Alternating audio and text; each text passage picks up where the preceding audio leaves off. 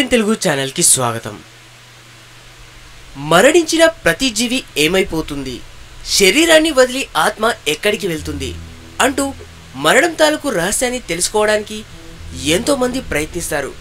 కానీ చనిపోయిన తర్వాత భౌతిక కాయాన్ని దహనం చేస్తారు।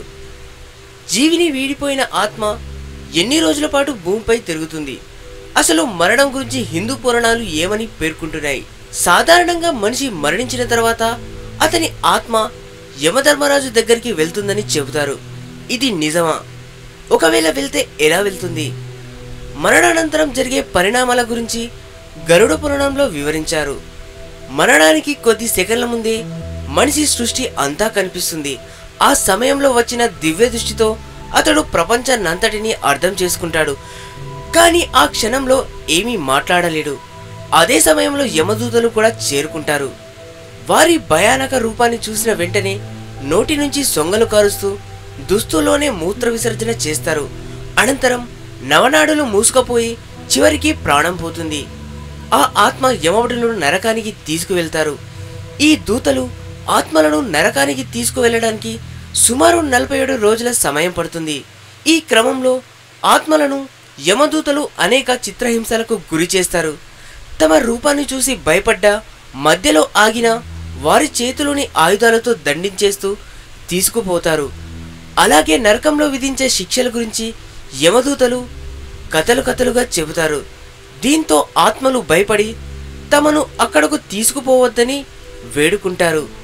ఇలా చేస్తే కనికరించరు సరికదా, ఇంకాస్త కఠినంగా వ్యవహరించి ఆత్మలను యమధర్మరాజుకు ముందు ప్రవేశపెడతారు। యమధర్మరాజు వారు చేసిన పాపపుణ్యాల ప్రకారం శిక్షలను ఖరారు చేస్తారు। చేసిన చిన్న చిన్న తప్పులకు పశ్చాత్తాపం చెంది దైవాన్ని ప్రార్థిస్తే వాటిని పాపాల కింద పరిగణించరు। దొంగతనం, హత్య లాంటి నేరాలకు మాత్రం తప్పనిసరిగా శిక్ష పడుతుంది। అబద్ధాన్ని కూడా పాపంగానే పరిగణిస్తారు।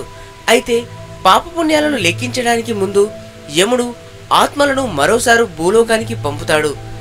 ఈ క్రమంలో ఆత్మ తాలూకు బంధువులు హిందూ ధర్మశాస్త్రం ప్రకారం కర్మకాండలు, పిండ ప్రదానాలు చేయాలి।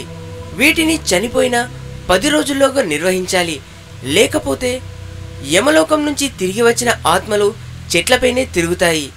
ఇది వినడానికి ఆశ్చర్యంగా ఉన్న గరుడ పురాణంలో పేర్కొన్నారు। అందుకే ఎవరైనా మరణించిన తర్వాత 12 రోజుల వరకు గరుడ పురాణం చదువుతారు। ఇలా చేస్తే చేసిన పాపాల నుంచి విముక్తి కలుగుతుందని పేర్కొంటారు। ఇది సంగతి। మరిన్ని ఆసక్తికరమైన విషయాల కొరకు ఇండియన్ తెలుగు ఛానల్ని సబ్స్క్రైబ్ చేయండి।